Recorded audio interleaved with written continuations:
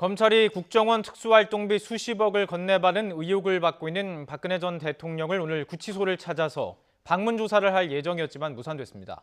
박 전 대통령이 진술을 거부했기 때문인데요. 검찰은 박 전 대통령과 짧은 면담 뒤에 복귀했습니다. 향후 검찰 수사의 난항이 예상되는데요. 자세한 이야기 최영일 시사평론가 최진영 변호사와 함께 이야기 나눠보도록 하겠습니다. 안녕하십니까? 네, 안녕하십니까? 네, 안녕하십니까?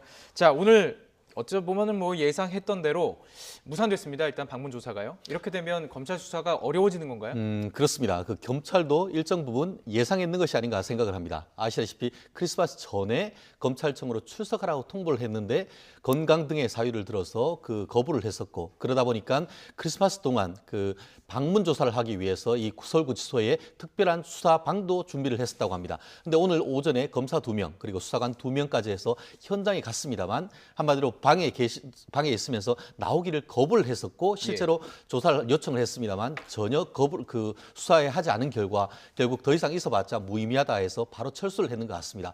그렇다고 하면 향후에 검찰의 대응은 어떻게 할 것인가? 크게 봤을 땐 두 가지가 될 것 같습니다. 첫 번째는 계속 조사를 강행할 수 있는 방법이 있습니다. 아시다시피 거부를 하고 있기 때문에 법원으로부터 체포영장을 받아서 이 구치소의 방으로부터 실질적으로 물리력 행사를 해서 조사방으로 오게 한 다음에 조사하는 방법이 있고, 또 하나는 이미 그 관련되는 그 뇌물과 또 직권남용 혐의에 대해서 관련자들에 대한 조사가 대부분 다 돼 있기 때문에, 그렇다고 한다고 하면은 굳이 박근혜 전 대통령에 대한 추가적 조사할 것 없이 바로 재판에 넘기는 방법 두 가지가 있는데, 아직까지 검찰의 어떤 그 후속 보도를 나오고 있지 않기 때문에 그 큰 줄기는 안 잡혔지만, 지금 만약에 제가 수사 책임자라고 한다고 하면은 한 번 더 찾아가거나 아니면은 추가적인 조사를 하기 위한 노력을 해서 명분을 쌓는 그런 절차가 좀 이루어지지 않을까 하는 것을 좀 조심스럽게 생각해 봅니다. 최 변호사님께서 지금 명분이라고 말씀해 주셨습니다. 검찰에서는 명분은 어쨌든 쌓고 나서 만약에 계속 조사에 응하지 않으면 재판으로 갈 수밖에 없는데, 그렇다면 이게 박근혜 전 대통령 측에서의 셈법입니다. 이게 지금 재판에 응하지도 않는 것이 이 재판 자체가 정당하지 않다, 이 수사 자체가 정당하지 않다라는 어떤 주장 아니겠습니까? 그럼 이 검찰 조사에 대해서도 정치적으로 대응하는 거다, 이렇게 해석할 수 있을까요? 자, 정치적 대응이죠. 이건 전적으로 법적인 부분은 초월해서 정치적 대응을 하고 있는 건데요. 자, 우리가 정치가 뭔지 생각을 해보시자고요. 결국 국민 다수의 마음을 움직여서 설득을 해서 나의 비전과 나의 어떤 정치적인 전략에 동조하도록 설득하는 것이 현대 정치 아닙니까? 이게 지금 강압적으로 국민들을 탄압할 수 있는 그런 시대는 아니죠. 대한민국이 이제 선진국이 되고 있는데, 지난 정부의 이제 국정농단이 지금 가장 큰 안타까운, 국민들에게도 가슴에 멍을 안긴 그런 사건이었습니다. 그런데 그 당사자인 박근혜 전 대통령이 법적인 진술을 회피한다. 본인이 살고자 그럴 수 있습니다. 법은 그러한 제도를 허용하고 있습니다. 그래서 지금 정치적인 행위를 하고 있는데, 누구를 향한, 무엇을 위한 정치냐, 이겁니다. 바로 이 대한민국의 대통령이었던 분이 법적 절차를 모두 다 나는 인정하지 않겠다, 무시하겠다, 믿을 수가 없다, 그리고 알아서 해라, 지금 이런 상황이잖아요. 그럼 이분에게 어떤 돌파구가 있습니까? 저는 참 답답하기가 그지가 없는데, 이분이 적어도 아니면 아니다, 나는 특활비 한 푼도 받지 않았다, 그럼 이 증거는 뭡니까? 모른다, 이러저러하다, 그러니까 설명을 해야 되는 모른다, 거죠. 아니다라고 얘기할 수 있는데 생각을 해보세요. 거부하니까요. 지금 이 구속된 게 3월 말이고요. 4월에 5차례 검찰 조사가 있었고, 적어도 이제 구속영장 실질심사 같은 곳에서는 박 전 대통령이 열심히 자신의 입장을 또 이야기했고 만족스러워했습니다. 근데 결과는 그렇지가 않고 구속으로 이어졌고 재판이 가고 있죠. 관련자들은 다 지금 줄줄이 유죄가 나오고 있는 상황입니다. 이런 상황에서 이제 사선 변호인 다 사임시키고, 국선 변호인인데 만난 적이 없어요. 지금 벌써 재판을 하고 있는 국선 변호인은. 그럼 혼자 서울구치소를 토굴 삼아 면벽수도를 하고 있는 양상인데, 여기서 어떤 정치적인 결과물을 도출할까요? 우리가 정치는 소통이라고 얘기를 하는데, 아무 누구와도 소통하지 않고 밖에 나의 지지자가 일부 있으니 나를 어떻게든 살려주겠지, 이게 무슨 21세기 정치행위입니까? 이건 제가 보기에는요, 대통령을 지낸 분이 국가의 모든 제도와 법을 무시하는 처사다, 답답한 일이다, 이렇게 보여집니다. 자, 그렇다면 이제 검찰 측에서 검찰 입장이라면 어떻게 해야 될까 생각을 해보신다고 했으니까요. 만약에 어떤 조사가 이루어지지 않고 한 번 더 시도했는데 거부를 했습니다. 그래서 어쨌든 이것을 기소하는 과정이 있다면, 지금 나오는 증거들이 너무나 명확한 증인과 진술이 있지 않습니까? 특히 그 3인방 중에서 뭐 배신이라고 얘기하죠. 나는 특활비를 그냥 전달만 했을 뿐이다 이렇게 얘기하고 있는데 그 증거는 지금 충분한 상황인 건가요? 그렇습니다. 지금 현재 그 봤을 때는 가장 중요한 어떻게 보면 현재의 이제 검찰의 칼날의 끝은 박근혜 전 대통령으로부터 기인했다라고 얘기를 할 수밖에 없는 것이고 예. 말씀하셨듯이 그 이재만 안봉근 전 비서관 같은 경우에도 명시적으로 박근혜 전 대통령이 지시에 따랐을 뿐이다라고 한다고 하면은 결국 박근혜 전 대통령이 어떤 지시를 했을 것이며 그 돈을 받아서 어떻게 썼는지를 검찰로서는 확인하기 위해서 오늘 그 서울구치소까지 갔는 것 같은데 그 부분에 대해 있어서 본인의 진술이 지금 거부를 하고 있기 때문에 그렇다고 한다고 하면은 기존에 있던 그 어떤 물증과 어떤 인적 증거로서 충분한가 이걸 볼 것입니다. 예. 아마 검찰로 봤을 때는 기존에 있는 확보된 증거로서도 충분히 기소를 가능하다라고 지금 볼 가능성이 높습니다.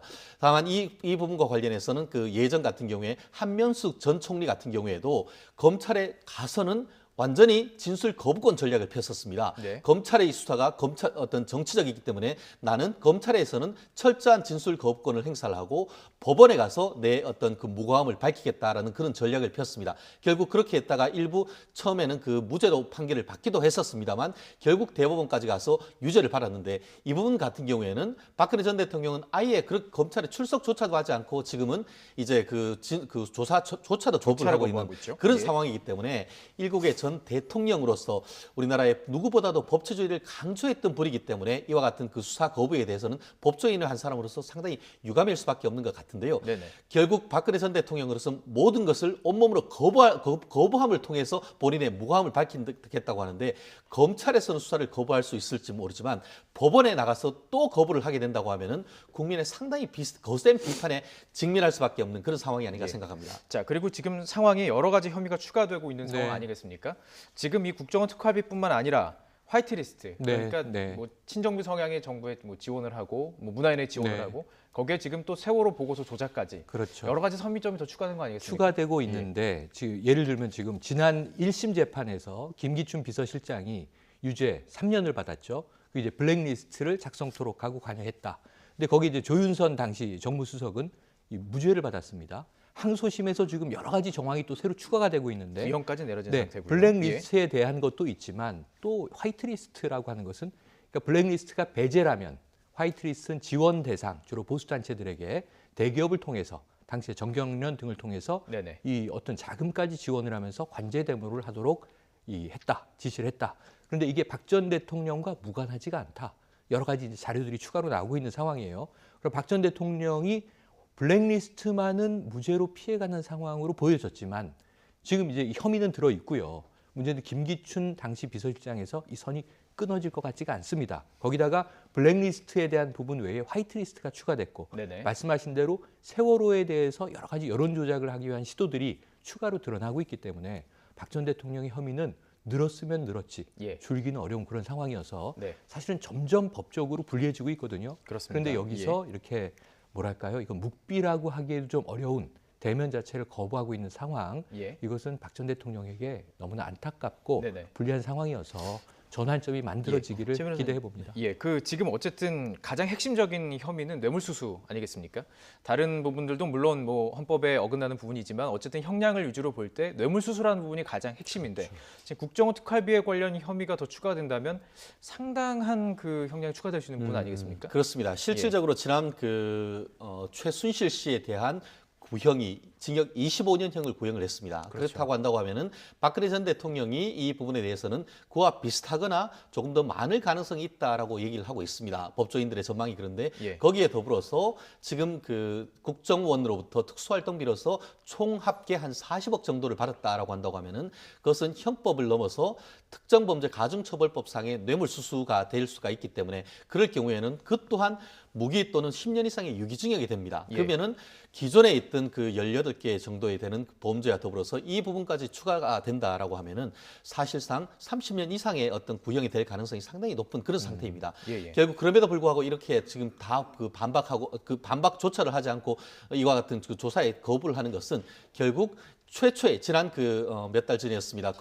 경찰 본인의 구속영장이 추가적으로 발부되는지와 관련해서 영장이 추가적으로 발부되자 이 재판에 대해서 더 이상 믿을 것이 없다라고 하면서 재판을 거부했지 않습니까? 그렇습니다. 그때 예. 나온 후보리 변호인들을 통해서 무기가 나왔건 30년이 나왔건 그 부분에 대해서는 신경 쓰지 않는다라는 취지, 그 연장선상에서 결국 추후에 경우에 따라서는 정치적인 타결을 보기 위한 나름대로의 포석인 것 같은데 예. 말씀드렸듯이 이 부분을 완전히 거부할 것이 아니고 출석을 한 이후에 진술 거부권을 하면은 그것은 법적 터전 내에서의 본인의 권리 행사입니다. 그런데 예. 그렇게 하지 않고 아예 출석 자체를 거부하는 것에 대해서는 박근혜 전 대통령을 지지하는 사람이건 아니건 간에 어떤 법률적인 절차를 좀 무시한다라는 그런 인상이 짙기 때문에 그 부분에 예. 대해서는 상당히 안타까울 수밖에 없는 상황인 것 같습니다. 예. 자, 알겠습니다. 오늘 함영의 전 대통령은 검찰의 조사를 불응을 했고요. 네. 또 함영의 전 대통령에 대한 수사도 이루어질 것으로 보입니다.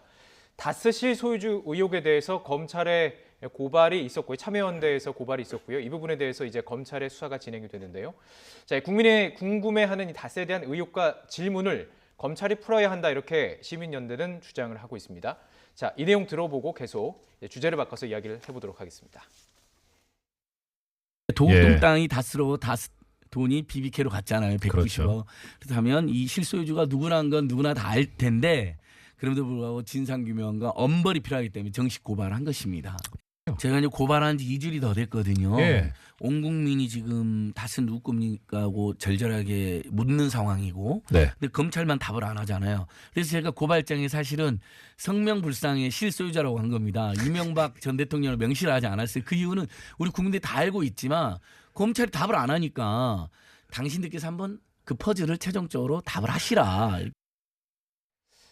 국민들은 다 알고 있는데 답을 안 하고 있다 이렇게 지금 네. 이야기를 했고요. 자, 이 다스가 어떤 의혹에 대해서 얘기 시작하면 사실 저희 1시간도 부족합니다. 그래서 짧게 일단 블랙홀이죠? 다스가 뭔지를 정리만 짧게 해주시고 이야기를 좀 나눠볼까요? 이게 예. 2007년 대선 때 있었던 겁니다. 이때 예. 이명박 대통령이 당선이 되죠. 그런데 이 당시에 도곡동에 땅이 있는데 이것이 이명박 후보의 것이다. 자, 도곡동 땅이 하나 더 네. 중요한 것이고요. 근데 본인 것이 아니다 이렇게 얘기를 했어요. 예. 그 땅의 매각 대금이 다스라는 회사로 들어갑니다. 그렇습니다. 이제 네. 다스가 나오고요. 그런데 이 예. 다스라는 회사는 지금도 굉장히 성업 중인 회사고 2조가 중국에도 넘는 있고요. 매출을 그리고 기록하는. 하필 또 이명박 전 대통령의 아들 이시영 씨가 상당히 경영에 주도적인 역할을 하고 있다. 예. 그래서 이제 최근에 사실상 이명박 전 대통령이 이제 소유주였던 것 아니냐 이런 의혹이 또 추가로 제기된 상황이에요. 그런데 이 다스하고 BBK라는 회사하고 그렇습니다. 이제 거래를 BBK. 하게 됩니다. 자, 이 세 가지를 네. 집중해서 보셔야 됩니다. 그러니까 사실은 예. BBK예요. 예. 이 중요한 건 왜냐하면 BBK에 다스가 투자를 했고 그렇습니다. BBK가 이 주가 조작 사기에 연루가 돼서 그래서 수많은 사람들이 수많은 피해를 입었죠. 개미 투자자들이 피해를 봤죠. 예. 그런데 투자자인 다스로 BBK의 돈이 회수가 된 겁니다. 근데 이 돈은 원래 묶어놓고 피해자들을 보상하는데 먼저 썼어야 될 돈인데 투자자인 법인으로 돌아가 버린 거죠. 네. 그래서 그렇다면 도곡동 땅, 다스, BBK 어떤 관계가 있는 것이며 이게 누구 거냐? 예. 이 문제가 2007년부터 제기가 됐었고요. 예. 2008년 이명박 대통령 당선인 시절에 사실 특검 조사가 있었습니다. 그렇습니다. 근데 이때는 못 밝혔어요. 예. 근데 지금 와서 정말 표면상으로 이 이명박 전 대통령의 큰형이죠. 이상은 회장이 실질적 소유주가 맞는 것이냐, 그렇지 않았느냐. 지금 와서 다스가 이명박 대통령 거신들 무슨 상관이 있습니까? 이런 분들도 계신데 그렇게 되면 2007년에 예. 대통령 후보 시절에 했던 상당 부분의 말이 거짓이 되는 거고요. 네. 그리고 주가 조작, 사기라고 하는 부분에 연루자가 되는 그런 상황입니다. 네네. 그러니까 이것은 이제 형사적으로도 민사적으로도 예. 매우 또 도덕적으로도 정치적으로도 예. 엄중한 책임이 이명박 전 대통령에게 겨누어지는 그런 대목입니다. 많은 부분을 생략해 주셨는데 도곡동 땅을 매입하는 과정 그리고 이제 과정에서, 네. 팔고 난 그 과정 속에서 어떤 지하철이 들어온다거나 값이 막 그렇죠. 크게 올랐고 그게 여러 가지 지금 생략을 네. 해서 중요한 것만 얘기해 주셨습니다. 그리고 이제 현 시점에서 이것을 좀 얘기하려면 어쨌든 특검의 수사와 관련해서 지금 얘기를 할 수밖에 없는 거 아니겠습니까? 그 특검 수사와 관련해서 지금 현재 저희가 검찰이 진행한 수사가 어떻게 지금 얘기가 그렇습니다. 되는 건가요? 예. 최근에 이른바 참여연대가 이 부분과 관련해서 고발을 했습니다. 그때 예. 고발에 했는 내용이 뭐냐면은 말씀드렸듯이 특정 범죄, 경제범죄 가중처벌에 관한 법률상의 횡령입니다. 아까 말씀하신 것처럼 비자금을 조성을 해서 130억 내지 150억을 이것을 그 회사 돈을 횡령했다는 그것이 하나인 것이고 또 하나는 뭐냐면은 그와 같은 그 돈이 그 국외로 나가는 과정에서 국외재산 도피의 죄가 있는 것이고 더불어서 그와 같은 것은 이제 이명박 전 대통령을 직접 겨냥했다라고 볼 것이고 더불어서 말씀하신 것처럼 2008년 대선 전후로 해서 정호영 특검이 있었는데 특검이 이 그 다스의 업무상 횡령과 관련되는 증거를 다 확보했음에도 불구하고 그것을 의도적으로 무마했다라고 해서 특정범죄가중처벌법상의 특수직권남용죄가 있습니다. 예. 결국 그런 크게 봤을 때 세 가지로 해서 지금 고발이 된 상태인데 문제는 지금 벌써 2008년으로부터 10년이 지났기 때문에 그렇죠. 공소시효 이명박 문제. 전 대통령에 대한 예. 이 문제 같은 경우에는 사실상 공소시효가 지난 것이 아닌가 하는 것이 내부적인 판단인 것 같고 이거 어떻게 해석해야 되나요? 그렇기 예. 때문에 예. 우리가 그 검찰에서 어떤 조사를 하고 할 때 네네. 고소를 하거나 고발을 하면은 실체적인 진실을 확인하기 전에 공소시효가 지났는지 여부에 대한 절차, 기간에 대해서 먼저 판단을 합니다. 그래서 예. 절차적이고 형식적인 부분이 충족을 하지 않으면은 고소 고발은 각하 처분을 해버립니다. 예. 그렇기 때문에 만약에 하나 지금 그 했듯이 이명박 전 대통령 지금 현재 고소는 이른바 성명불상자라고 하고 있습니다만 네네. 실질적으로 그 어떤 그 범죄자의 그 내지 피혐의자에 대해서는 각하 처분이 될 가능성이 높고 예. 그런 상황 속에서 그 당시에 했던 정호영 특검은 아직까지 그때 이제 수사를 발표했는 것이 2008년 2월 21일이기 때문에 예. 그때를 기준으로 한다고 하면은 내년 2월 21일까지 한 50여일이 50여 남은 일? 그 상태이기 예. 때문에 앞으로는 이 부분과 관련해서 정호영 특검의 직권남용 혐의를 하면서 그 직권남용과 관련해서 뒤에 있는 실체적인 진실을 밝히는 그런 형식으로 해서 검찰 수사가 이루어질 가능성이 있기 예. 때문에 과연 그와 같은 수사를 검찰이 어떻게 해낼 수 있을지에 대해서 지금 그 특검 수사 사실상 어떤 수사본부를 차렸기 때문에 네네. 어떤 결과를 내올지는 한 2달 내에는 결정이 된다 이렇게 볼 것 같습니다. 그렇습니다. 이게 지금 내용이 어려운데요. 어쨌든 지금 그 실체적인 진실을 밝히기 위해서 어쨌든 당시에 이루어진 특검의 그 과정을 네. 살펴보겠다 그런 내용이고요. 그렇습니다. 공소시효 문제가 분명히 있습니다. 공소시효 문제에 대해서도 좀 해석이 좀 다른 부분이 해석이 있잖아요. 다르죠. 예. 아까 말씀하신 대로 정호영 특검이 제대로 수사했느냐. 아까 시민단체 참여연대 안진걸 처장이 등장을 했는데 네. 그 입장은 2월 26일까지는 공소가 살아있다. 왜냐하면 그 당시를 우리가 떠올려 보면요. 2007년, 12년에 대통령 당선이 됐고 2008년 2월 25일에 이명박 대통령이 취임을 하게 되는데 예. 그 사이입니다. 그래서 그 사이에 특검 조사를 받는데 당시 대통령 당선인입니다. 그렇죠. 며칠 후엔 이제 대통령이 되는 겁니다. 특검이 제대로 수사를 했겠느냐. 우리가 이 국정농단 때도 많이 짚었는데요. 예. 조사의 방법은 세 가지가 있다. 이 소환 조사, 검찰로 불러서 두 번째로는 이게 대면 조사, 제3의 장소에서 만나서 마지막에 서면 조사, 이 질문에 답해 주십시오. 그래서 네네. 뭐 이메일이나 서면을 주고받는 거죠. 근데 그때는 대면 조사가 있었다. 이렇게 특검이 발표를 했어요. 그런데 꼬리곰탕 먹고 30분 만에 헤어졌다. 그래서 거기에 꼬리곰탕 많은 특검 국민들이 얘기가 조소를 했던 나오던, 겁니다. 예, 그렇죠. 꼬리곰탕 조사냐?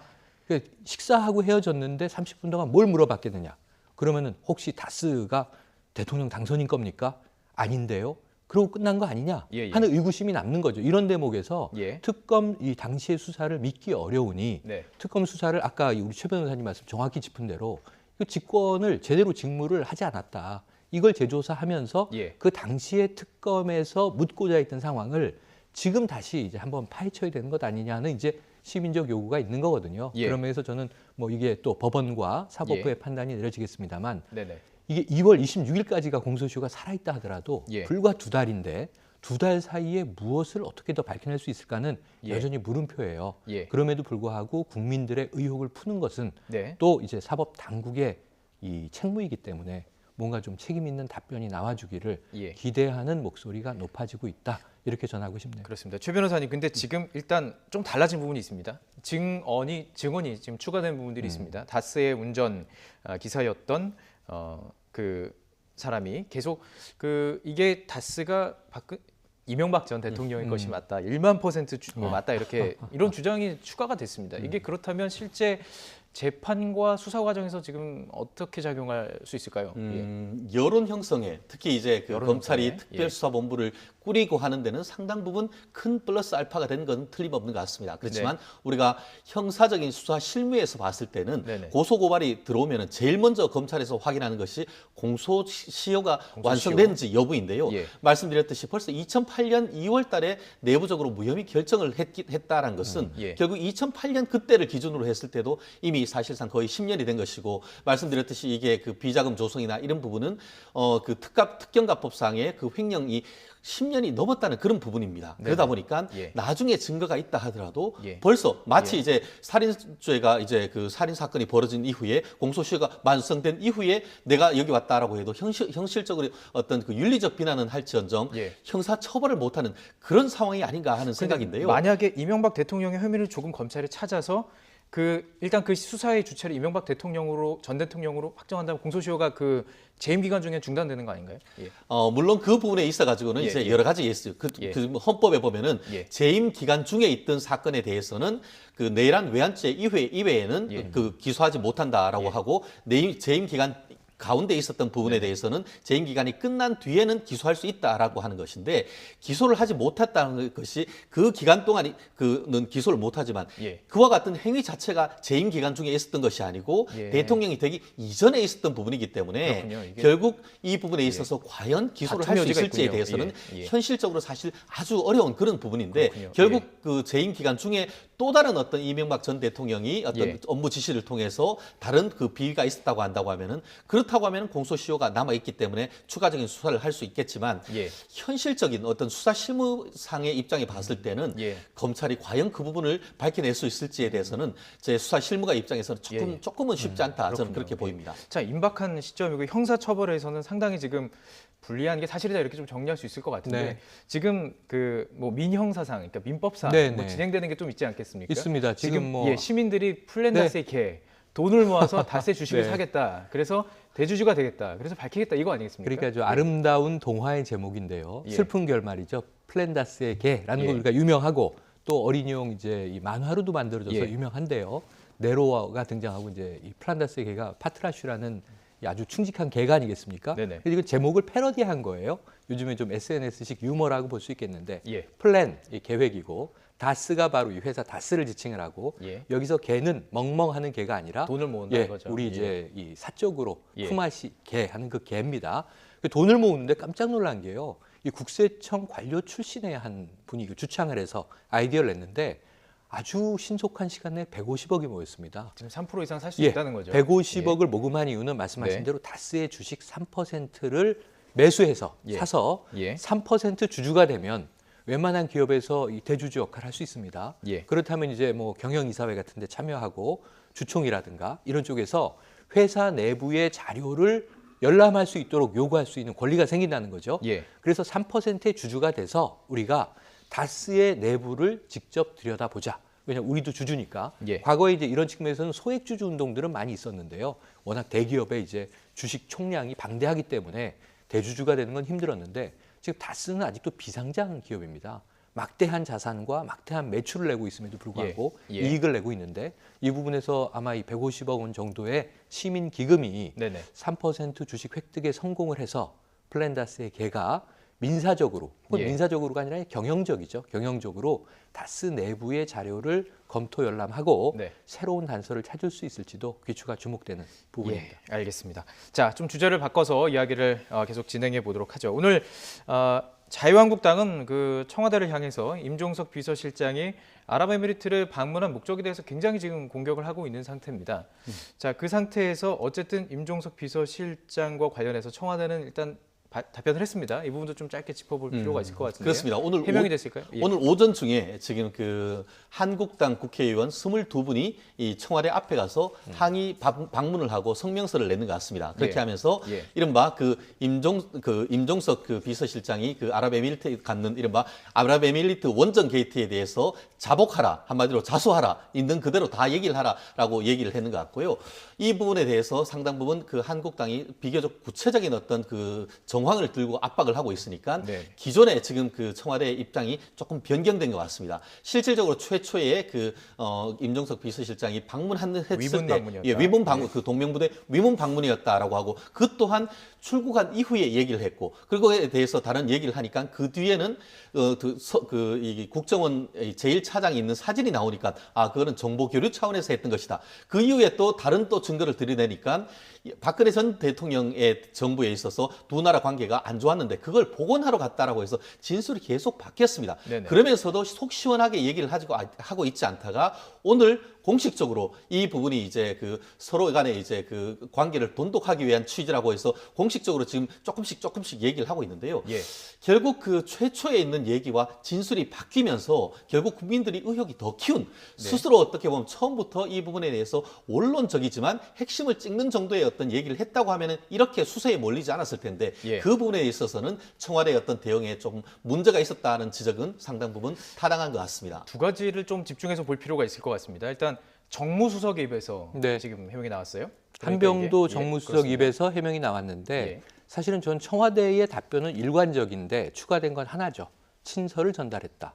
뭐냐면 그 이제 이 아랍에미리트의 왕세제와 예. 문재인 대통령이 6월이면 문재인 대통령 취임하고 한 달 정도 지난 다음 달인데 통화가 있었고 통화가 있으면서 우리 관계는 뭐 돈독하게 앞으로 발전시켜 나갑시다. 양국 우호 관계 늘 얘기하는 일반적인 수사 아니겠습니까? 그러다가 이번에 임종석 비서실장이 갔는데 동명부대와 아크부대를 격려하기 위함이다.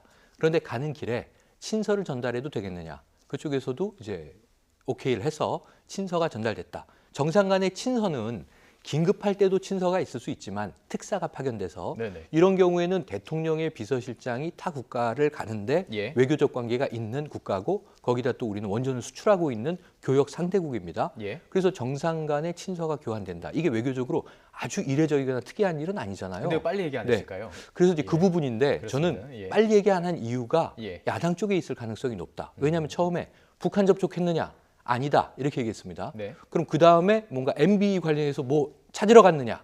아니다. 그렇게 얘기했습니다. 카타르산 LNG 예. 문제 아니냐? 뭐 원전 여러 가지 포기한다는 거 얘기 아니냐? 나왔고요. 예. 아니다. 얘기했습니다. 카타르의 이 LNG 수입과 카타르와 아랍에미리트 관계가 안 좋으니까 네. 뭔가 이 삼각관계로 우리가 얽혀 있는 거 아니냐? 그것도 아니다. 문제 없다. 이렇게 얘기했습니다. 그다음에 지금 야당은 무슨 얘기를 하냐면요.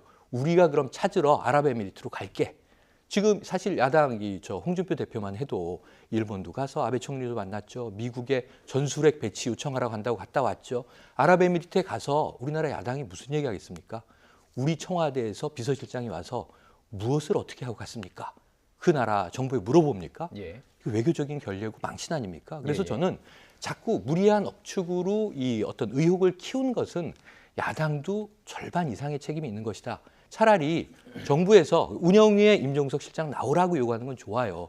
지금 휴가 핑계대고 뭐 안 나오고 그랬잖아요. 그럼 운영위에 임종석 실장이 나가서 네네. 이게 외교적인 문제라면 관련해서 비공개로 직접 설명을 듣고 아 그런 것이었구나. 납득이 되면 정리하면 되는데 예, 예. 지금 야당의 기세는 계속 끝없이 새로운 의혹이 꼬리에 꼬리를 물 가능성이 커서 이 부분은 오히려 외교 관계를 교란시키는데 야당이 좀 나쁜 마이너스 시너지에 지금 역할하고 있는 거 아닌가 하는 우려가 있는 것도 사실입니다. 다만 그 부분과 관련해서는 저는 좀 짧게. 예. 다른 시각으로 좀 보이는데요. 예.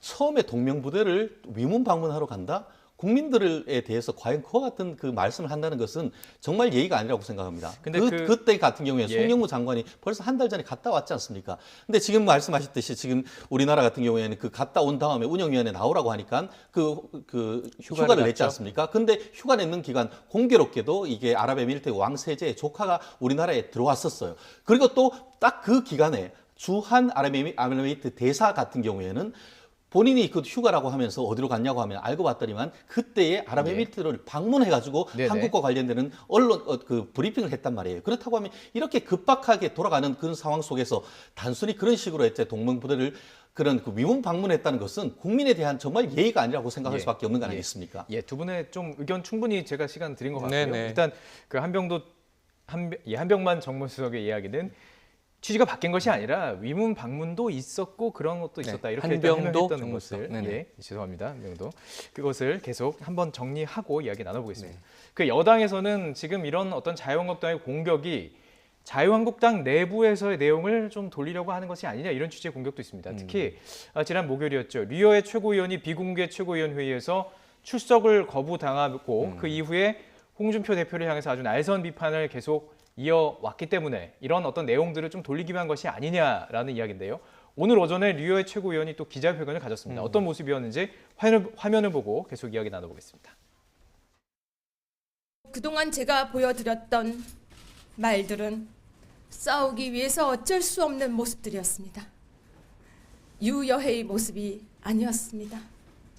용서해 주시기를 정말 부탁드리겠습니다. 저는 오늘 홍준표에게 막말을 했다는 이유로 윤리위에 회부됩니다. 제가 어쩌면 오늘 조용히 사라질지도 모릅니다. 이때까지 보여줬던 모습과 다르게 이제는 원래의 제 모습으로 살아가고 싶습니다. 홍 대표를 따라하다 보니 너무나 망가진 모습으로 제가 살았던 것 같습니다. 죄송합니다. 자, 오늘 우선 뭐 인형과 같이 등장을 하지는 네. 않았습니다. 네. 그리고 이제 메시지를 정리를 해보면 오늘 조용히 사라질 수도 있는데 홍준표 대표를 따라해서 그런 거다라고 네. 좀 원인을 돌리는 모습이었습니다. 상당히 예. 표정을 바꿨죠. 오늘 윤리위 회부인데 이것이 그럼 윤리위를 향해서 좀 읍소하는 모습일까? 뭐 네. 이런 생각도 일부 들지만 어쨌든 그뿐만 아니라 자신의 이미지에 대한 피드백을 주변 분들에게 들었겠죠. 예를 들면 오늘은 싸우러 나온 모습이 아니니까 이제 라이언 인형이 등장을 안 했는지 모르지만 울보 유여해가 너무나 외로워서 외로운 투쟁을 하기 위해서 인형을 들고 나왔다 하는 굉장히 좀 놀라운 발상이에요. 예. 혁신적인 발상이라고 해야 될까요? 처음 본 것 같습니다. 네, 처음 예. 봤습니다. 저는. 이것은 예. 정치가 아니지 않는가 하는 이런 생각들도 많이 해봤는데요. 예. 그럼에도 불구하고 지금 이 차분한 말 속에 날은 서 있고요. 홍준표라고 처음에는 이름을 부르고 뒷부분에 홍준표 대표라고 이제 호칭을 붙이는데 홍준표 대표를 따라하다 보니 내가 망가졌다. 이것은 강력한 홍준표 대표에 대한 디스죠. 그러니까 반홍의 입장은 강력하게 이제 표명을 한 가운데 오늘은 내가 어쨌든 당 징계위에 회부돼 있는 상황이니까 예. 결과를 겸허히 받아들이겠다는 건데 본인은 조용히 사라질 것이라고 지금 예언을 한 상황입니다. 그 결과를 한번 좀 지켜보고 싶습니다. 자, 그런데 지금 자유한국당 윤리위 자체에서도 어쨌든 최고위원을 직에서 내려오게 하려면 제명까지 가야 되는 상황 아니겠습니까? 부담 있는 거 아닐까요? 쉽지는 않을 겁니다. 예. 말씀드렸듯이 지금 유해 최고 같은 경우에는 나를 윤리위원회 제소를 하려고 하면은 홍준표 대표도 제소를 해야 된다. 다른 것이 뭐 있냐 이런 식으로 지금 그 형평성을 얘기를 하고 있지 않습니까? 네네.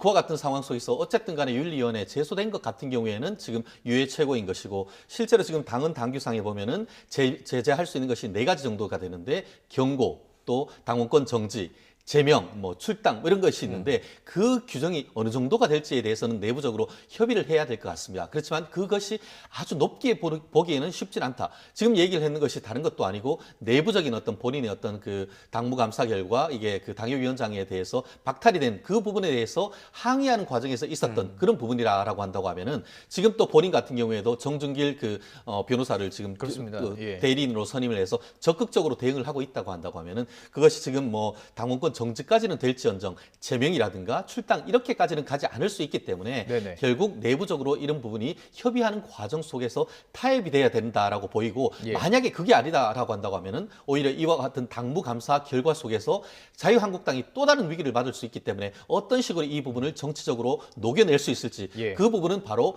홍준표 대표의 정치적 역량이 아닌가 생각합니다. 자, 위기를 말씀해 주셨습니다. 그리고 오늘 아침에 이제 많은 뭐 일간지에서 하는 이야기가 네. 한 사람 그리고 원외 인물입니다. 류여의 네. 최고위원은 원외 인물. 물론 최고위원이고 뭐 당원이 뽑은 최고위원이지만 원외 인물 한 사람의 어떤 입에 따라서 이렇게 자유한국당이 흔들리는 것은 네. 좀 리더십이 문제가 있는 거 아니냐 이런 비판 목소리도 있어요. 저는 예. 이게 정당으로서 제1야당 116석의 의석을 가진 당으로서는 좀 부끄러울 수 있는 상황이다 이렇게 보는데요. 예. 뭐 사실은 이제 이 국정농단 이후에 자유한국당이 새누리당에서 자유한국당으로 바뀌고 그 전에 바른정당이 또 쪼개져 나가고 다시 복당하고 아주 이 보수 재건이 아직 이루어지지 않고 혼란스러운 상황이 있기 때문에 여러 가지 일이 있을 수 있으나 홍준표 대표의 리더십이 상처가 크게 가해진 건 맞는 게 누가 과연 류여해 이 최고위원 전에 류여해 교수였죠. 이 자유한국당 이전에 새누리당이 잠깐 몸담은 것은 윤리위원이었는데 네네. 이때 방송에서 제가 만났습니다. 그러면 정치하시는 겁니까? 그랬더니 아니요. 윤리위원은 당적을 가질 수가 없어요. 이렇게 얘기를 했어요. 그래서 네네. 그럼 새누리당 당원이 아니신 거군요. 그럼 정치는 생각이 있으십니까? 없다라고 얘기하고 헤어졌어요. 예. 그런데 그 이후에 최고위원이 됩니다. 갑자기. 윤리위원을 했던 것은 이게 정치 행위가 아니라 정당의 어떤 이 법 전문가로서 네네. 지금 이 윤리위가 지금 오늘 징계위가 열리는 거잖아요. 네네. 그러한 것들을 이제 감사하고 돌보기 위한 역할이었는데 예. 자문력이었는데 이제 최고위원이 된 그 과정에 정치인으로 점프업하는 과정에 어떤 일이 있었는가? 류여해 최고위원, 류여해라는 이 개인은 크게 바뀌지 않았어요. 예전에 방송 활동하고 사건 사고도 진단하고 정치 이슈도 같이 이제 또 평론하고 이러는 입장이었는데 예. 어떤 정치적 역량을 보아서 지도부에 올려놨을까요? 그럼 이것은 결국은 류여해 최고위원을 만든 것은 홍준표 대표고 홍준표 대표의 책임인데 그렇습니다. 당협위원장에서 서초에서 아웃된 상황에서 이렇게 강하게 이제 대응을 할 때 예. 사실은 아무 얘기를 못 하다가 주막집 주모의 어떤 푸념까지 들을 시간이 없다. 예. 이건 정말 21세기 정치에서 물론 주어를 제일 딱 야당, 박지는 않았습니다. 주어가 류여해 최고위원이 아니라 하더라도 예. 자신에게 불만이 있는 복수의 다수를 향해서도 네네. 주막집 주모의 푸념을 들을 시간은 없다. 예. 이것은 좀 놀라운 조선시대적인 발상 아니겠습니까? 예. 그래서 저는 이런 부분에서는 홍준표 대표에게 상당 부분의 책임이 있고 예. 이번에 오늘 징계가 출당이나 만약에 이제 제명이 된다면 어떤 문제가 나냐면요. 사당화 아니냐 결국 이라는 비판에 또 직면하게 됩니다. 네네. 산 넘어 산입니다. 자, 홍준표 대표 어쨌든 무죄를 선고받으면서 좀 추진력을 얻은 것은 사실인데요. 어제 그 제천 화재 합동 분향소도 찾았습니다. 여기에서 그 정부에 대한 비판도 빼놓지 않았습니다. 들어보시죠. 가장 먼저 했어야 할 일은 미리 소방 점검을 했어야 돼요. 정치 보복이나 또 정권 잡았다고 축제하는데 바빠가지고 소방 점검이라든지 그런 재난 점검은 전혀 안 했을 거예요. 세월호도 똑같은 거예요. 똑같은 사건이지. 현장에 출동한 그 현장 지휘관이 몸살이고 제대로 대응을 안 하니까 이런 참사가 일어나는 겁니다. 세월호 사건하고 한번 비교해 보세요. 똑같습니다. 죄송합니다라고 쓴 것은 정치하는 사람들이 연말연시가 되면 늘 대한민국에 이런 일이 일어났습니다. 연말연시에는 그 긴장이 풀리기 때문이죠. 네, 홍 대표의 비판 어떻게 들으셨습니까? 그렇습니다. 이 부분과 관련돼서 말씀하시기에 앞서서 세월호 사건과 달리 이 사건을 정치 쟁점화하지는 않겠다라고 일단 선을 그었습니다. 그렇게 하면서도 이와 같은 그 초동 대응이라든가 결국 그 이후에 그 정부의 대응에 대해서 상당 부분 질타를 하면서 지금 그 정권 잡은 다음에 축제를 하느라 이런 그 민생을 제대로 돌보지 못하고 있지 않느냐 하는 그런 날을 세우고 있는 것 같은데요. 예. 기본적으로 야당의 당수로서는 이와 같은 어떤 큰 사건 아닙니까? 어떻게 보면은 세월호 사건도 많은 사람이 그 사망했습니다만 이 사건 같은 경우에도 사망자 29명, 또 다친 분 36명, 토탈 70명 사상자가 있었기 예. 때문에 이 부분에 대해서는 어떤 국정의 그 혼란이라든가 민생에 대해서 살펴달라는 취지의 어떤 그 얘기를 할 수는 있는 것 같습니다. 네. 다만 이 부분과 관련해 가지고 그것이 뭐 세월호 사건과 똑같다거나 아니면 그걸 통해 가지고 현장에 있는 분들에 대해서 지나치게 몸을 사렸다 이런 부분에 대해서는 특히 이제 그 소방 관계에서 정말 열악한 환경 속에서 열심히 일하는 분들에 대해서 조금 마음에 상처가 생기지 않을까 하는 그런 어떤 그 염려도 없지는 않습니다. 그렇지만 그 얘기하는 그 취지 자체는 결국 세월호 사건 이후에 대한민국 이게 나라냐라고 할 정도의 어떤 그 국민의 안전과 관련된 얘기가 있었지만 네네. 2, 3년이 지난 이 시점에서도 바다에서도 구했다고 한다고 하면 좀 더 여건이 좋은 땅에서 있었던 사건에 있어서 과연 이 짧은 시간에 이렇게 많은 사람이 죽었는 것에 대해서 정부가 무엇을 했느냐에 대한 질타 정도는 충분히 야당의 당수로서는 할 수 있는 것이 아닌가 생각합니다. 예, 자, 그런데 그 자유한국당의 권석창 의원 네. 사실 이 화재가 난 곳은 현장 감식 때문에 철저하게 통제가 네, 되는 곳입니다. 네. 저도 화재 현장을 취재를 해봤지만 들어가는 게 쉽지 않은데 국회의원 네. 신분을 내세워서 들어가서 휴대전화까지 찍었습니다. 네. 이 부분에 대해서 어떻게 보십니까? 그러니까 유족들도 대표분들을 뽑아서 일부만 예. 그 현장을 이제 돌아보게 했습니다. 네네. 사진 촬영을 요구하자 경찰이 사진은 안 됩니다 했습니다. 감식 중입니다. 그런데 이제 권석창 의원 가서 들어가겠다고 하니까 경찰이 막았어요. 경찰 고위 간부에게 전화를 해서 나 이 지역 국회의원인데 제천 지역구가 맞습니다. 그런데 이제 그 국가수의 가운과 안전모를 쓰고 들어가게 허락을 해줘요. 그럼 우리가 현장 중심으로 지휘해야 한다. 이런 이제 원칙이 허물어진 거죠. 여기서 지금 갑질 논란에 이제 휩싸인 겁니다. 그럼 그 안에 들어가서 돌아보고 30여 분 동안 사진 찍고 그 사진 외부에 또 보내고 자 그러면은 이 권석창 의원의 직분은 뭡니까? 국회의원이죠. 예. 아까 홍준표 대표도 하실 수 있는 말씀이라는 생각 들어요. 최 변호사님 말씀에 동의하는데 다만 홍준표 대표 지금 뭐 원외 대표이긴 합니다만 특히 권석창 의원 뭘 해야 되냐면 국회의원은 법을 입법하고 개정하고 고치고 현실에 맞게 해야 되는 건데 이 사고, 제천 사고 관련해서 세 가지의 문제가 있어요. 건물주의 책임, 그리고 왜 이 손님들을 구하려는 노력을 그렇게 적극적으로 하지 않았던 것으로 보여질까? 두 번째, 예. 현장 소방당국의 책임, 인력 예산의 부족 문제 있죠. 세 네네. 번째는 법 제도적인 책임이 국회에 적지 않게 있습니다.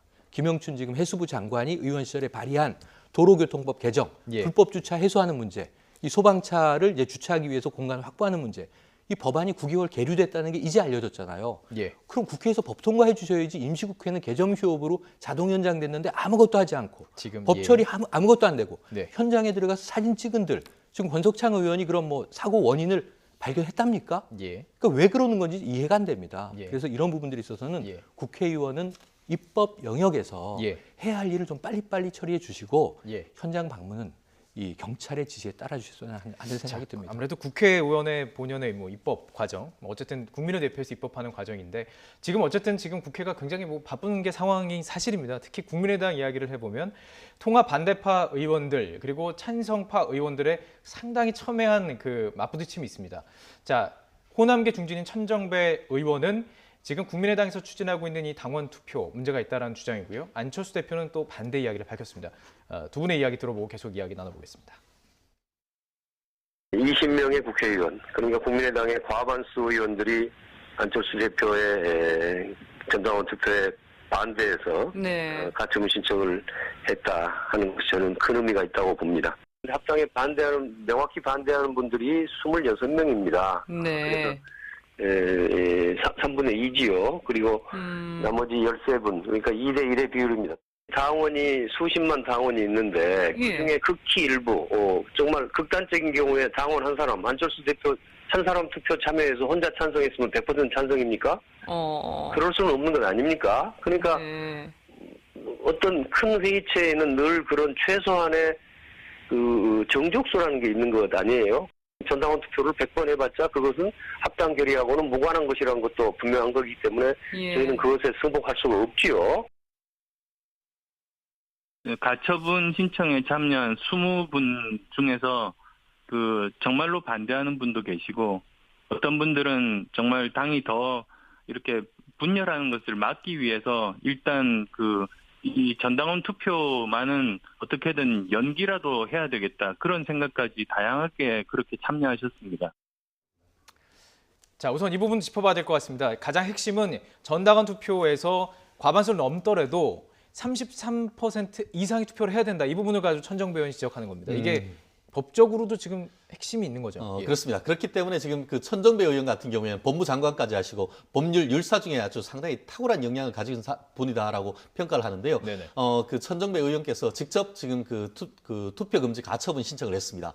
결국 가처분 신청했는데 그 결과가 어떻게 나오는지에 따라 상당히 이 국민의당 진로에도 의미가 있을 것 같은데요. 예. 흥미로운 것은 지금 39명의 그 전체 의원 중에 20명 객관적으로 봤을 때는 과반수가 넘는 그런 네. 상황이지 않습니까? 이런 분이 얘기를 했는데 지금 천정배 의원 같은 경우에는 그 통합을 반대하는 분이 26분이라고 하지만 실제로 가처분 신청에 글을 20명. 올린 분은 20명 이런 상태입니다. 그래서 과연 이 부분에 있어서 법원이 어떤 결정을 내릴지 아마 빠르다고 하면은 내일 있기 전까지도 결정이 나올 근데 가능성이 정당일에 있는데요. 법원이 이게 했던 사례가 있습니까? 가처분 지금 신청에 제가 알기로는 아직까지는 잘 없는 예, 것 같습니다. 예, 특히 예. 이 부분과 관련해 가지고는 지금 그 통합 반대파 같은 경우에는 이게 그 당헌 당규상 이와 같은 전당원 투표를 하기 위해서는 전 당원의 3분의 1, 아까 33.3%가 요청을 해야만 된다라고 하는 반면에 지금 그 안철수 대표 측 같은 경우에는 지금 그 당무위원회에서 이것을 의안을 했기 때문에 그 부분은 입법적으로 규정이 없다. 그렇다고 하면은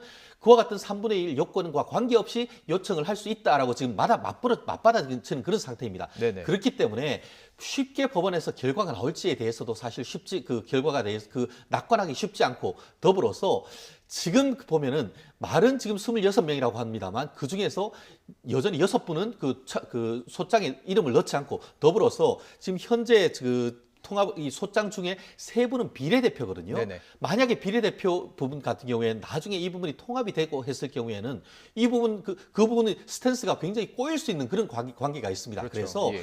이 소송 결과에 따라 상당 부분 어떻게 보면 큰 흐름이 뒤집어질 수 있는 부분이기 때문에 예, 예. 안철수 대표로서나 아니면 천정배 대표로서나 천정배 현 의원으로서나 예, 예. 승부수가 또 던져졌다 이렇게밖에 볼 수 없는 것 같습니다. 자, 통합을 반대하는 입장에서는 법적인 조치도 취하고 있지만 어떤 그 이념적인 것을 지적하면서 계속 그 여론전을 펼치는 것도 사실입니다. 박지원 의원은 혈액형이 다른 사람을 같이 수혈할 수 있느냐 이렇게 공격을 했습니다. 여기에 대해서 안철수 대표는 또 이렇게 답을 했습니다. 들어보시죠. 예, 혈액형 같은 사람끼리 결혼하는 건 아니지 않습니까? 일단은 이제 통합을 하지 않으면 바른정당 의원들 중에서 뭐 절반 이상이 자유한국당으로 가서 자유한국당이 일당이 되게 됩니다. 그러면 그대로 가만히 있지 않습니다. 민주당에서 결국은 뭐 유일한 그 상대인 국민의당 의원들 빼가기가 진행이 됩니다. 그러면 저희들은 외연 확장 기회도 잃고 의원들도 30명 정도로 축소되게 됩니다. 그러면 사실은 더 소멸이 빨리 옵니다. 이번 통합의 의미가 탄핵의 시작과 마무리를 했던 그 주체들이 힘을 합한다. 저는 그렇게 보고 있습니다. 탄핵에 그 동참하고 그리고 두 번의 탈당을 거쳐서도 그 따뜻한 아랫목으로 돌아가지 않고 계속 반자유한국당의 기치를 내건 바른정당이면 우리 국민의당과 함께 힘을 합하는 게 굉장히 자연스럽다. 혹시 이게 안철수 대표의 개인적인 꿈, 대통령이 되고자 하는 욕심 때문에 이렇게 추진하는 건 아니냐? 그것도 좀 어이없는 그런 주장입니다. 내년 지방선거 제대로 못 치르면 당이 사라지고 뭐 저도 미래가 없습니다.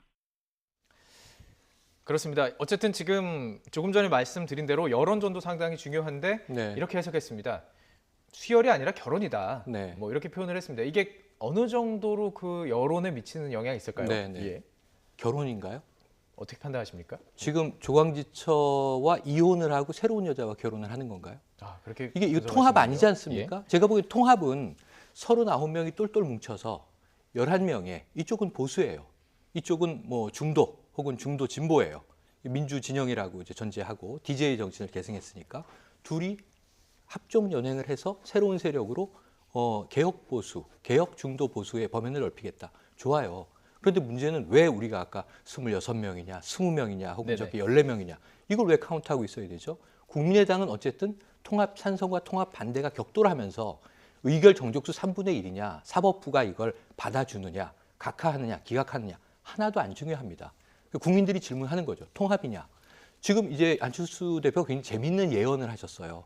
바른정당 사람을 자유한국당이 빼가서 일당이 되려고 할 것이고 민주당은 일당을 놓치지 않기 위해서 또 국민의당을 빼갈 것이고 예. 본인이 대표잖아요. 39명의 의원을 본인이 지켜보호하고 뭐라고 그랬습니까? 국민이 선택해준 다당제 구도. 그런데 그러면은 본인이 다당제 구도를 지키기 위해서 노력하는 건 좋은데 11명과 합치기 위해서 14명을 잃을 수도 있다. 혹은 20명을 잃을 수 있다. 26명도 잃을 수가 있다. 이걸 이제 이 정청래 전 의원 같은 경우 이제 뺄셈의 정치다. 이게 마이너스 통합 아니냐? 통합 아니잖아요. 통합했는데 더 작아지면 통합 아니잖아요. 어쨌든. 그럼 이 상황에서 지금 왜 결혼을 얘기하는데 예. 집안 사람들이 지금 들고 일어나서 반대하는 상황입니다. 축복받지 못하는 결혼이죠. 그래서 지금. 수혈과 결혼의 네. 어떤 시각차가 분명히 있는 것 그래서 같아요. 이 부분을 국민 다수가 이건 예. 통합이다. 안철수 대표가 잘하는 거다. 네. 대표 됐을 때 얘기한 게 극중주의입니다. 유승민 대표 명확하게 보수다 이렇게 얘기합니다. 네. 유승민 대표가 보수가 아니라고 누가 반론 펼 수 있겠습니까? 네네. 그럼 이제 보수 중도 통합이냐? 예. 이게 뭔가 이 좀 이데올로기적이고 이념이나 주의 주장이 없으면 뭔가 정치적인 트렌드에 대한 해석이나 전망이 나와야 되는데 예. 그냥 무조건 반대하는 건 안 되고 이렇게 저렇게 산수를 해야 되니까 우리는 합쳐야 된다. 예. 이거는 좀 제가 보기엔 고단수 정치는 아니다. 아쉬움이 남습니다. 그 많은 평론가들, 뭐 최영일 평론가를 비롯해서 계속 중도 보수다라는 얘기를 붙여요. 하지만 네. 손학규 상임고문은 분명히 이거는 뭐 중도라는 얘기까지 중도 개혁 하는 것으로 네. 선을 긋고 있습니다. 자, 그렇다면 지금 어쨌든 이 해석의 나름은 결혼이냐, 이혼을 하고 결혼한다 표현해 주셨고요. 네. 박지원 전 대표 같은 경우는 수혈이다. 네. 그러니까 우리의 이념에 수혈을 할 수 있느냐 이 얘기고 새롭게 결혼할 수 있느냐 이 시각 차이인 것 같습니다. 그렇다면 뭐 결혼이라는 전제 하에 반대편인 바른정당 의원들의 생각은 어떨까요? 네. 바른정당 일부 의원들은 추가 탈당설이 나오고 있다. 이런 이야기가 나오고 있습니다. 추가 탈당이라는 것은 한국당에 들어갈 수도 있다. 한국당에 돌아가고 싶어하는 그런 의견을 가진 의원들이 있다. 이 얘기인데요. 한번 들어보시죠. 그분들 인격이 있어 이름을 지가 댈 수는 없고 네. 단지 이제 그분들 말씀은 양당의 정체성은 이미 끝났기 때문에 네. 자기들은 정체성을 찾아야 되겠고 음. 또 두 당이 생명력을 잃고 다시 합치는 그 당의 소위 미래가 안 보인다. 그래서 자기들은 늦어지면은 그 한국당에 대한 논리를 많이 저하고 주고받고 있습니다. 그러면 그분들은 언제쯤 복당하는 겁니까? 아마 저쪽에서 뭐 상당히 그 복당 쪽에 어떤 상황이 구체적으로 잡히는 순간 네. 어떤 행동을 해주시지 않을까 이렇게 기대를 갖습니다. 남경필 경기지사나 원희룡 제주지사 만약에 복당 의사를 타진해 오면 받을 수 있다고 생각하십니까? 타진에서 온다고 그러면 저희들이 받아야죠. 네, 최 변호사님 이런 얘기 사실 저도 좀 많이 들어봤습니다. 남경필 경기지사가 탈당할 것 같다. 그리고 그때 혼자 나가지는 않을 것 같다. 이런 얘기 좀 들리는데 들어보셨습니까? 그렇습니다. 이른바 남원정의 갈 길이 또 각자 도생이다. 이런 얘기가 있을 만큼 예. 지금 한나라 옛날 그 한국당 탈당파들의 지금 그 행보도 사실 굉장히 관심이 있는 것 같은데요. 실질적으로 보면은 원래 지난번 11월 13일 날 바른정당의 내부 전당대회를 할 때에 뭐라고 했습니까? 내가 유승민 대표가 됩니다고 하면 한 달만 만밀려 달라라고 해서 한 달 안에 보수 개혁 통합을 어떻게든 만들어내겠다. 그때까지만 참아달라고 했는데 그 시점이 사실상 넘었습니다. 그렇다고 한다고 하면은 이 시점 속에서 세포분열이 일어날 수밖에 없는 그런 상황인데 여전히 뭐 많은 분들은 이 국민의당과 통합을 하고 있습니다만 굵직굵직한 어떻게 보면 향후 대권 잠룡이라고 할 수 있는 원희룡 지사라든가 남경필 네네. 지사 그리고 전 오세훈 서울지사 같은 경우에는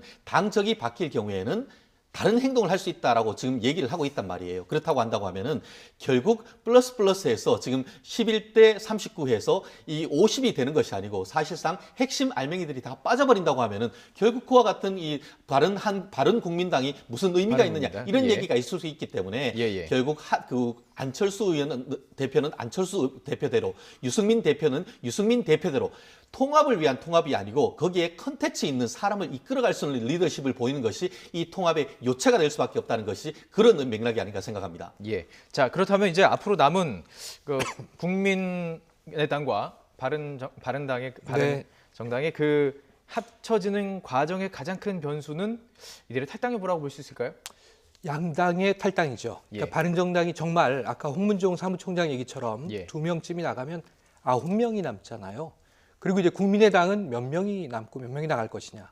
한 10여 명 정도가 분당 혹은 탈당한다고 치면 합쳐서 저는 한 33, 4석 될 걸로 보여지거든요. 33, 4석. 그러면은 국민들이 보기에 역시 통합은 아니다. 좀 심각한 문제가 될 것 같습니다. 예, 알겠습니다. 자, 오늘 말씀 여기까지 들어보도록 하겠습니다. 참 많은 일들이 지금 정당에서 또 원외에서 벌어지고 있는 것 같습니다. 자, 이번 주도 상당히 중요한 분수령이 될 것으로 보이고요. 관심 있게 좀 지켜봐야 될 것 같습니다. 자세한 이야기 최영일 시사평론가와 최진영 변호사와 함께 정리해봤습니다. 오늘 말씀 고맙습니다.